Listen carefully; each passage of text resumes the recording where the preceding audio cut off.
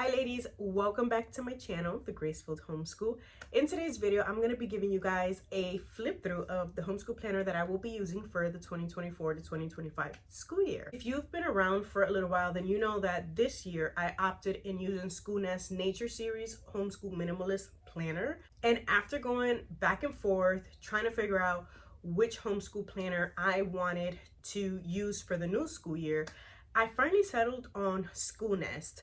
I wanted something that was more affordable because I am now going to be homeschooling 3 of my children, which I currently do, but I'm gonna have a rising pre-kindergartner, a first grader, and a third grader. So with my kids going into higher levels of academics, the workload also increases. With the workload increasing, obviously also increases, and I wanted to find myself a planner that was affordable, that had everything I needed, nothing more, nothing less, because I really don't like having pages in a planner that I literally never use. And I was on the fence between Plum paper, because I use Plum paper for my life management planner, and I have previously used it as a homeschool planner as well, because I do have that option. But it just, I don't know, it wasn't calling me. I don't know if it was the price or the fact that the year that I did use Plum paper, their homeschool planner, there was pretty much a whole section that I didn't even touch. And so I was really trying to go for something that I would actually use. And I waited to see what SchoolNest was going to come up with for the new school year, and Megan came out with a beautiful design. This is the design. It's an artistic, I think it is, series, and I love it. I obviously got the minimalist planner, which for me, the minimalist works perfectly fine versus the bigger homeschool planner. There's just more journaling pages, really. That's the difference between this one and then the bigger size one, is the journaling pages. And so yeah, I wanted to go ahead and bring you guys a flip through of this planner. This one I've already started setting it up, so this video is not going to be me setting up the planner or planning for the new school year. It's just going to be a flip through and a comparison of this one versus the current one that I'm using, and just show you guys certain things that have changed. I am planning on making a separate video later on showing you how I set it up, because as you will hear me in today's video, there is like an endless amount of possibilities of how you can plan with this planner. All right, here she is. This is the planner design that SchoolNest has just launched. This is the artist series, I think it is. But it is quite different than the one that she launched last year, which is this one. This one was more of a nature series, and then we have the artist one. So you can see that I got the Minimalist Notebook because I really don't use up all the pages in my planner. You'll see that once I start comparing this one versus the one that I'm currently using. There are a lot of pages that I have not used. I do plan to use this a little bit more, and that's because there are a lot of sections that are now, I guess I would say, like without a title, which I really do appreciate because I can cater to my own needs. I'm not a person who uses a bunch of washi tape or stickers, specifically in my homeschool planners.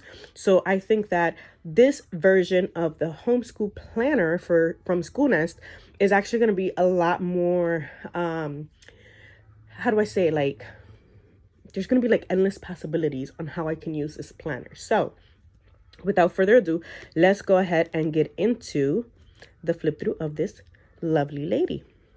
So upon opening, we have the title page. I like that it is very simple compared to last year's planner. Let me show you real quick.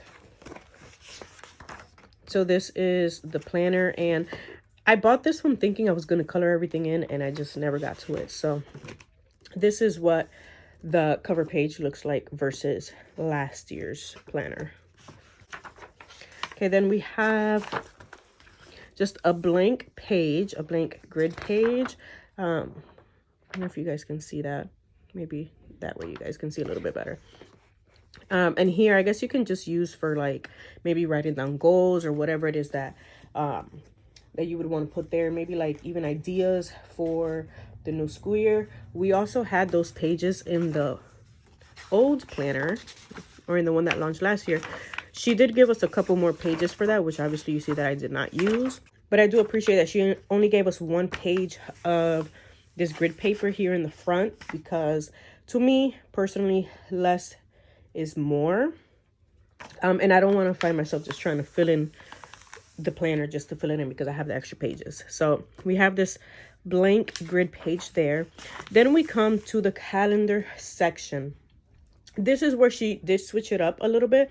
We have calendar up here, and then up here it's empty, versus this year's where you have calendar and then field trips. I obviously did not fill this out. I started to and then never even got to it. But I like that it does not have a title, because now we can just put in whatever section there that we want. And what I'm thinking is using this as the calendar where I plan out our vacations, our breaks, and things like that. And then this year we started tracking 1,000 hours outside.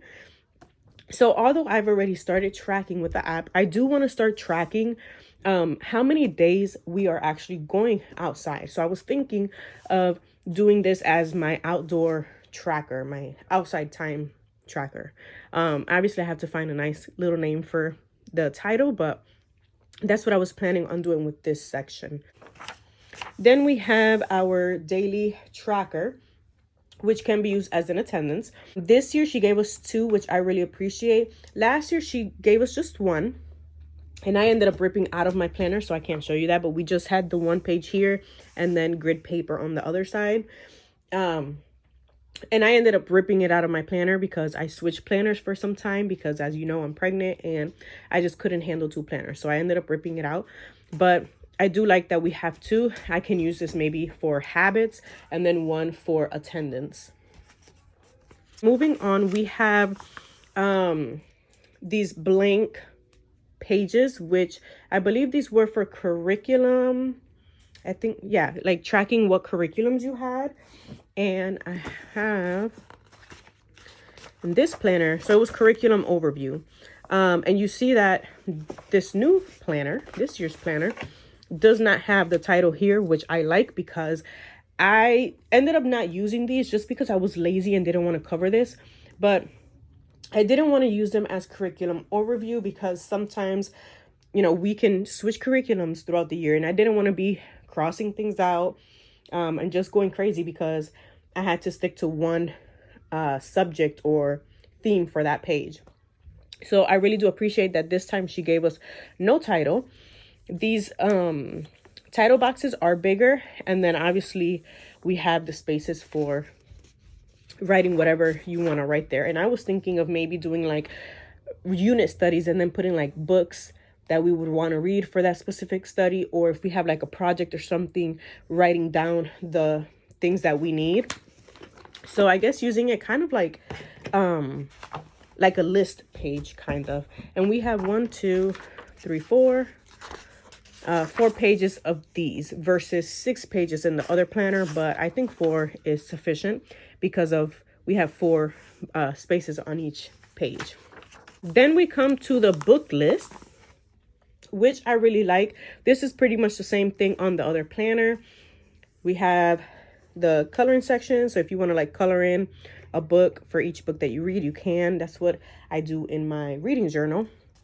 So if you wanted to kind of use these pages as like your reading tracker, you can. What I did last year, I listed out books that we were going to do for certain literature studies and like seasonal books. And then I had a page where we also tracked independent reading books. So you can do that way, or just be creative with it. If you just want to add pictures of the books that you've read, you can also do that. We have quite a few pages for that. Next, we have the progress tracker. Another thing that I really do enjoy. I've used it previously in our homeschool journey. I did not really use it this year because, again, pregnancy and I just stopped doing a lot of things when I started getting really sick in this pregnancy. But changes are now, instead of saying correct curriculum tracker, it says progress tracker. And this is what it looked like in the old planner. So this is pretty much looking the same, but it's a curriculum progress versus progress tracker. So you don't have to limit these to just tracking curriculum. You can also track habits if you want to, curriculum, whatever. If you want to use it as an attendance sheet for each of your kids, you can. Just, again, endless possibilities. And she also gives you a little, I guess, a little note on how you can use it. It says, use these pages to visually track your progress throughout individual lessons, units, weeks, or days of lessons completed. Alternatively, use them as habit trackers for days outside, park visits, books read, etc. Then we come to the month at a glance. And something I like about her planners, which I'm starting to get used to now, at first it really did kind of like bother me, is the fact that the month at a glance is at the beginning of the sections, and then you have your weekly overview towards the back. So all of your months are going to be together. So you have 12 months here, and they're all going to be towards the front of your planner, which is fine, because me personally, I don't even look at the month at a glance like half of the month. I'm okay with it being in the front of the book and me just flipping to it whenever I need it. But nothing has really changed here, except for like this space here is smaller than what it was. The circles have changed a little bit, but again, you can put whatever month you're starting in and it will be just fine. This is what it looked like prior. So pretty much the same thing, except this is a little bit bigger, but I guess you still got enough space there for notes. And you've got 12 of these pages. Then after the monthly overview, so after this, you have a month of whatever it is that you want to put here. This year, I plan on getting myself a little like printer, portable printer, and I'm going to kind of use these pages as a yearbook. So every month I will print out our favorite pictures for that month and just go ahead and stick them on here, and maybe use it as journaling as well. So I'll write little notes or memories and whatnot, just for keepsake purposes. But we have 12 of these and then 12 of these.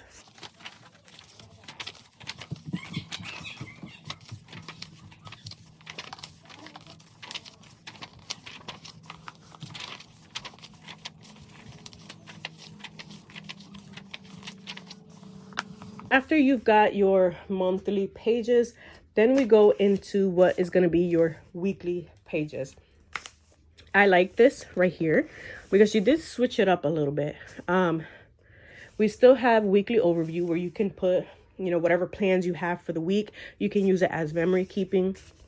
But then we have this section here, and I don't know if you can see it very well, but there's like check boxes there. There's some check boxes there, and you can literally use this for whatever you want. Before, she had it written out as weekly goals, and I think it was to-do list. Let me show you real quick. You can tell this has been used very well. Well, okay, let's use this for example. So before, she had weekly goals and notes, and again, I was just too lazy to maybe put something over a sticker and then rewrite. But you can use this as a to-do list. You can put whatever it is that you want. Now we have it empty here. And then schedule, we see that there's no dates, no days of the week here versus the old school planner. And then weekly overview looks pretty much the same. And I actually like that there is no days of the week on this one, because I did not really use it as a schedule. Like, I ended up putting what lessons we were doing or what curriculum we were using that day. If we had soccer practice or an appointment or whatever, I would put that here, but I think I can find another use for this. So I appreciate that she did not put the days of the week there this time. And then we go into our weekly plan. And these are going to be the pages that we use the most. So these are the ones I'm really excited for. I think this is what was like the deciding factor in my decision, because I was between planners. But I love the fact that now we have an option up here where we can circle or highlight the month that we're in, and then the week that we are in. So she has all the numbers from 1 to 31, and you can just highlight the week that you're in. And then on the bottom, you can also highlight or circle the week. So these, sorry, I think I said that wrong. Days, the day of the week. And then we have the week number for the school year. So I really like this, and I really like the top. Something else that is different is that we now have 5 lines versus 4 lines. And for those of you that like to like unbind your planners and put them in a 3-ring, either 3-ring binder or get them, spiraled, you now have the option to put the lesson or whatever curriculum topic here on this side as well. So I'll show you what the old version looked like. Let me open up to a blank page. Okay, so you see we still have the boxes on the bottom, boxes up top, but it was all black on the top versus what we have now. I don't know if that's a good look there. So yeah, we have this now. We did not have that before. The lines, you can see we had less lines, 4 lines, and now we have 5. And then the bottom, we did not have anything. So I really appreciate that she thought of just these little details, because little details matter. Trust me. When you are an avid planner, which I am, I'm always buying planners, notebooks, and things like that. These little details matter. Trust me. So we have 52 of these pages, and then we have weekly overview, again, which we just discussed that in the previous page. So you go weekly overview, your week, your lesson plans, and then weekly overview, and then back to your lesson plan. And that goes on throughout the rest of the book up until the very end. So once you get to your last weekly planning page, then we go over to reflections and plans for the next year. What worked, what didn't work. End of year wrap up. Again, what worked and what didn't work. And she gave us these pages as well in the old planner, but they were titled a little bit different. Okay, so in the old planner, we had curriculum reflections versus what we have now, reflections, and then curriculum plans, plans for next year, and then end of year wrap up. Let me pull that page back up. And then end of year wrap up. So there's a lot of differences, but also a lot of similarities. I think I am going to enjoy being a little bit more creative in this book, specifically because the pages are white now. And I feel like when you're highlighting and doing stickers and all that, it just, again, my personal opinion, looks better on white paper versus cream paper. So there you have it. I hope you ladies enjoyed this flip through. Let me know if you have any questions down in the comments section. If you made it to the very end of this video, leave me a little notebook and purple heart emoji in the comment section so that I know that you watched the entire video. And just make sure to give this video a like if you enjoyed watching it. Subscribe to my channel if you find yourself coming back to watch more homeschool videos. And I will see you in the next one.